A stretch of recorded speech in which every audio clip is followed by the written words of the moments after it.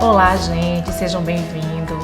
A gente vai começar, a trabalhar a nossa videoaula com a nossa competência 2, que vai falar sobre a classificação dos vinhos, as técnicas de vinificação e de armazenagem.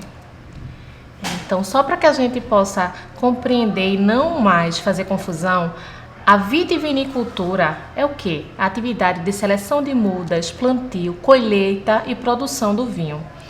E a vinificação é o processo de transformação da uva em vinho. Então, essas duas palavras elas são recorrentes na literatura, porém, a gente vai precisar fazer essa diferenciação para que nos tornemos um profissional melhor. Então, como a gente já viu anteriormente, a vitis vinifera, que é o nome da muda que dá os melhores vinhos, ela se desenvolve justamente, se a gente olhar no slide, nas regiões mais frias, entre os paralelos do que dividem o planeta Terra. Então, nas regiões mais próximas aos polos, então entre os meridianos 35 e 41, então a gente pode dar uma olhada aí, são as melhores áreas de conhecimento geral para o plantio da uva. Porém, a gente sabe que outros lugares, como aqui no sertão brasileiro, em outras regiões do país, que tem áreas, são áreas tropicais, através de técnicas de irrigação, a gente vem conseguindo produzir bons vinhos. Então a gente sabe, por exemplo, que a videira é uma planta heliófila, ou seja, uma planta que ela necessita de uma quantidade X de insolação para que ela possa se desenvolver. Ou seja, não é que a planta ela goste apenas de frio, ela gosta de um ambiente onde ela receba sol, e onde ela não fica exposta a altas temperaturas. Precisa haver um equilíbrio entre a insolação e a temperatura do ambiente. Os solos que são mais apropriados para o plantio da uva são aqueles chamados de textura média, não são os solos duros, como a gente conhece o nosso massapê, que ele é duro de cavar, mas é um solo onde você permite uma certa porosidade, onde a raiz da videira ela precisa descer bastante até encontrar uma camada mais profunda e de onde ela vai retirar todos os nutrientes necessários para o desenvolvimento da videira. Normalmente, isso levando em consideração também todas as mudanças tecnológicas de técnicas de irrigação, que as uvas elas se diferenciam na produção dos vinhos a partir do clima na qual aquela videira está sendo plantada. Os climas quentes e secos normalmente são cachos maiores e uvas mais doces, certo? Nos climas frios e mais úmidos, as uvas elas são menorzinhas, elas têm o menor teor de açúcar, elas são mais ácidas. Normalmente, a gente precisa, para que a videira ela se desenvolva, de períodos mais quentes. A videira no inverno, a gente vai ver uma foto agora, ela morre, entre aspas. Ela tem uma aparência, a gente olhando um parreiral como esse, vai imaginar que são todas mortas. Não, ela está em fase de buscar nutrientes lá no fundo do solo. Então ela passa por esse momento no inverno. A gente está mostrando aqui uma paisagem europeia, mas se a gente for trazer aqui para a paisagem brasileira, a muda ela realmente fica parecendo que está morta. Então isso é o início do ciclo vegetativo da muda no inverno. Então logo depois, com o final do inverno que começa a primavera, há o fenômeno que se chama choro da videira, que é a videira, ela começa a seiva, extraída do caule, ela começa a sair. Então, é a partir desse momento que sabe-se que no decorrer de 120 dias, a videira ela vai produzir as uvas. As uvas estarão no momento bom de colheita. Certo? Então, como a gente vem falando, a partir desse momento, o crescimento vegetativo ele se dá de forma natural. Então, o inverno ela tem a aparência de morta, logo em seguida o choro da videira e mais 120 dias a gente vai ter a planta na idade de colheita. Certo?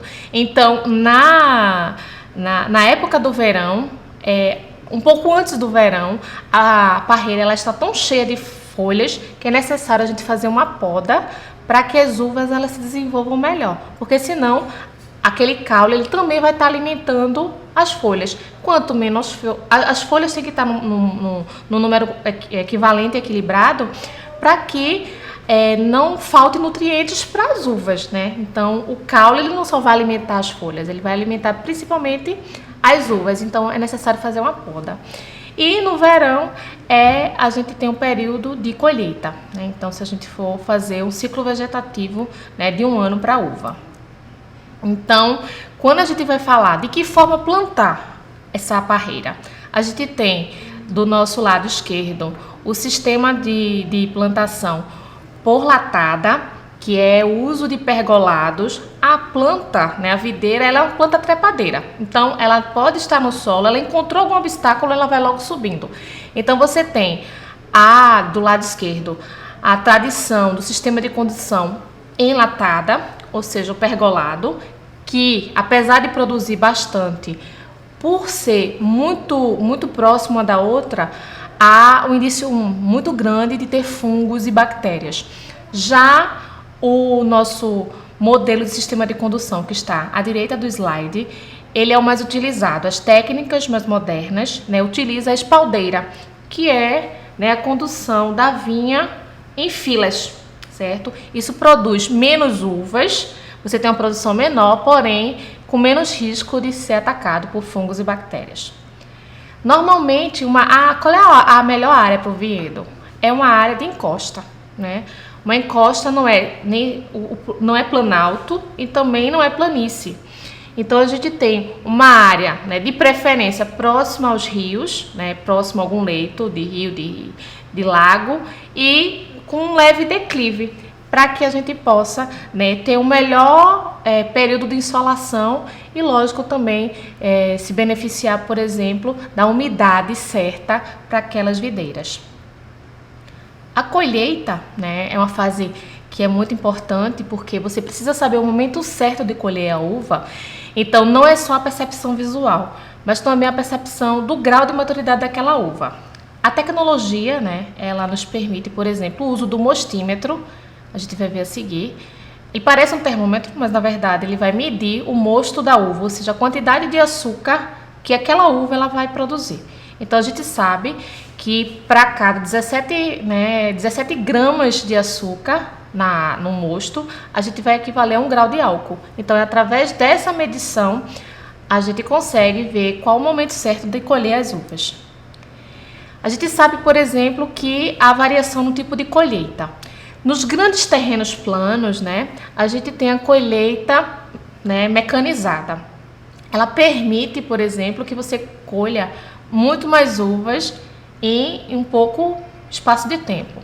Porém, os grandes vinhos, e principalmente aqueles vinhos plantados em terrenos, né, acidentados, a colheita ela é feita única e exclusivamente manual, ou seja, são várias pessoas que vão até os parreirais colher as uvas. Todos os melhores vinhos do mundo são sempre, utilizados sempre a colheita manual. Então a gente tem a ilustração, à nossa esquerda, a colheita mecanizada, à nossa direita, a colheita tradicional, que é a colheita manual. E aí a gente vai para os tipos de vinhos. A gente viu na competência passada os tipos de uva. Então as uvas, elas se dividem em brancas e tintas, e elas produzem vinhos brancos, tintos, rosés, espumantes, doces, fortificados e verdes. A gente viu, né, no material da nossa apostila que para cada tipo desse tipo de vinho, a gente vai ver algumas técnicas diferenciadas de produção. Os brancos, uma uva tinta, ela pode até dar um vinho branco. Então, na verdade, o que acontece? Há um pouco contato da polpa da fruta com a casca. Se ela tiver muito tempo de contato com a casca, aquela casca ela vai tingir o vinho. Então, a gente tem esse processo, tanto é que nos vinhos rosés, você pode ter uvas tintas, porém você vai ter, retira-se, né, mais rapidamente essa casca, né, da uva, para que ela não colora de forma forte o vinho. Ou então você pode misturar vinho branco com vinho tinto e dar um vinho rosé. O vinho espumante, ele é o vinho, né, o processo através de dupla fermentação. Então a gente sabe que para ser um espumante ele vai ter duas fermentações. Ou a fermentação no modo champenoise ou no método Charmat. O champenoise é o método tradicional, né, que é feito na garrafa, e o Charmat, a segunda fermentação, ela é dada em tubos, né, em barris de aço inox. O vinho doce é aquele vinho produzido por uvas que elas, através de um ataque, né, de uma bactéria, né, ela vai ter uma chamada podridão cinzenta. Ela vai ficar tão doce, né, faz como se pacificar, né, aquela uva passa, mas ela, antes daquele momento, ela fica tão doce que ela em si produz vinhos doces. Não é que a gente acrescente, por exemplo, cana-de-açúcar no vinho. Não. É a doçura feita pela própria uva, né, através de um ataque de uma bactéria.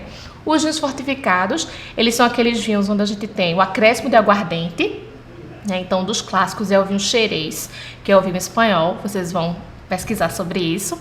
E os vinhos verdes, não que eles sejam de coloração verde, mas é também a questão da colheita.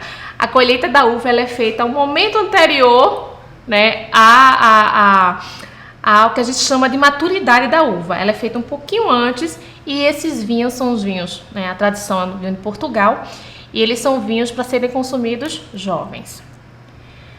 As técnicas de vinificações, elas vão variar, né, à medida do que você quer produzir com o vinho, né? Então, elas vão ser mais complexas ou menos complexas. Porém, elas seguem basicamente esse esquema. A fermentação, a clarificação e a estabilização, né, do mosto, o amadurecimento dos vinhos, o engarrafamento e o envelhecimento na garrafa. Então, a fermentação é o processo realmente da transformação, né, da glicose, né, da sacarose, da planta, da uva, em álcool. Isso é um processo químico, né? Então, a reação química é ocasionada e aí a gente tem a formação do etanol, certo? E é importantíssimo a gente verificar que para a produção de um bom vinho é necessário que o ambiente ele esteja com o menor contato possível com o oxigênio, porque o oxigênio, por sua característica química, ele tende a oxidar as uvas. Então tem que ser um ambiente, né, com controle de gás, né, oxigênio. Depois a gente tem, né, dentro desse processo da transformação da glicose em etanol, a remoção do suco, né, das uvas, o esmagamento das uvas, que vai dar, por exemplo, a tonalidade, né, no vinho tinto ou no vinho rosé, e a produção do mosto, que é o suco, né, o sumo da uva, que vai dar origem ao vinho. Após o processo de fermentação, né, isso tudo é controlado, gente, né, em cubas de aço inox, isso dentro dos os vinhedos mais tradicionais, eles vão utilizar técnicas, né, muito arrojadas de vinificação. E depois o vinho, né, o que tem na uva? O cabinho, né, a própria casca, as sementes, isso tudo são impurezas. Então eles precisam, né, estabilizar, clarificar o vinho para ele ficar mais líquido possível. Então a gente tem, né, a trasfega, a centrifugação, a filtração, ou até mesmo o uso, né, da clara de ovo, por exemplo, para clarificar o vinho. Então, para deixar o vinho líquido, para ele não ficar turvo, né, então você balançar o vinho e ver substâncias, né, ali não é um vinho equilibrado. Então, esses são os processos que a gente chama de clarificação e estabilização. Depois, né, que o vinho ele é estabilizado, a gente vai passar o vinho para a fase de amadurecimento. Então a gente tem os tanques de aço inox, com controle, né, de temperatura e de níveis de oxigênio, por exemplo, e os barris de carvalho. Os barris de carvalho são os mais tradicionais, né, os carvalhos europeus. Normalmente eles são utilizados para os vinhos das boas uvas, né, os vinhos, né, os grandes vinhos. E os vinhos de consumo usual a gente vai utilizar muito mais os tanques de aço. E aí o processo de engarrafamento também é sem contato manual. Isso é as grandes vinícolas, tá, gente? Sem o contato manual, né? Então você vai ter, após a saída do tanque de inox ou do barril de carvalho, o engarrafamento, né? O lacre, né? Você vai colocar a rolha e o lacre sem contato manual. e logo depois a gente passa para um momento que a gente chama de envelhecimento na garrafa, ou seja, o vinho ele ficou um tempo ou no barril de carvalho ou no tonel de inox e depois ele também ainda vai, né, dar aquela amadurecida na garrafa. Então, eu espero que vocês tenham gostado, né, tenham degustado a nossa aula e a gente se vê na próxima semana. Um abraço. Uma dica para que vocês possam ver no fim de semana é um filme chamado Um Bom Ano. É sobre os vinhos. Um abraço, a gente se vê.